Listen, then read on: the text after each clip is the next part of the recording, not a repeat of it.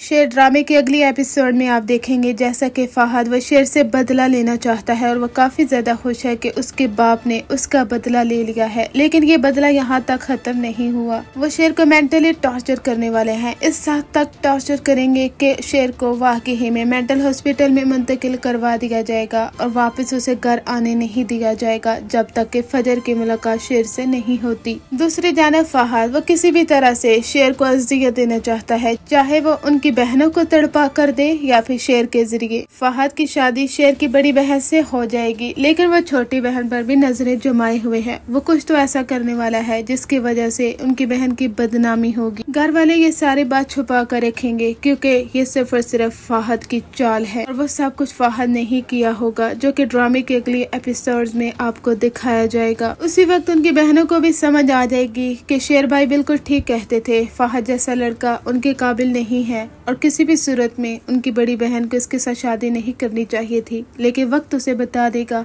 कि भाई का फैसला बिल्कुल दुरुस्त था। अब शेर का चचा बहुत बड़ी रकम देगा कि शेर को मेंटली टॉर्चर किया जाए। शेर काफी ज्यादा गुस्से में होता है, हर किसी पर चीखता चिल्लाता है और कहता है, मेरे बाबा मुझे छोड़कर नहीं जा सकते। ऐसा कैसे हो सकता है कि मेरे बाबा मेरे साथ गाड़ी में थे और मैं बच गया और मेरे बाबा मर गए। मरना तो मुझे चाहिए था। मुझसे इतनी बड़ी गलती कैसे होगी? मैं अपने बाबा को क्यों नहीं बचा पाया? वो अपना कसूरवार समझता है इन सब का, लेकिन उसे क्या मालूम कि उसका अपना चचा ही कातिल निकला है। अभी तो शेर की मेंटल हेल्थ सही नहीं है, लेकिन जब उसकी मेंटल हेल्थ सही होगी तो उसे सब कुछ याद आ जाएगा कि हॉस्पिटल में उसे कौन मारने की कोशिश कर रहा था, किसने फैक्ट्री में आग लगाई, कौन उन्हें वहाँ पर लेकर गया, ये सारी प्लानिंग किसकी थी। अगर शेर होश में आ गया और उसे सब कुछ याद आ गया तो वो सबकी ईंट से ईंट बजा देगा। तब वो शेर नहीं होगा बल्कि सबको चीर के फाड़ के रख देगा। और ये सब कुछ तो आपने टीजर्स में देखा ही है। अब ड्रामे में टर्निंग पॉइंट उस वक्त आता है जहाँ पर फजर की मुलाकात शेर से होती है। जब वो शेर को देखती है तो काफी ज्यादा हैरान होती है कि शेर इस हालत में कैसे पहुँच गया है। ये वही शख्स है जिसने मेरी मदद की थी, ये वही शख्स है जिसने फहद से मेरी जान बचाई थी, जो औरतों की इज्जत के हाथे सब लोगों के सामने डट कर खड़ा हो जाता है। आज उसके साथ ऐसा कैसे हो सकता है? तब उसे मालूम हो जाता है कि इसके इर्द गिर्द दुश्मन मंडला रहे हैं और सब लोगों को इसकी जायदाद नजर आ रही है और कोई भी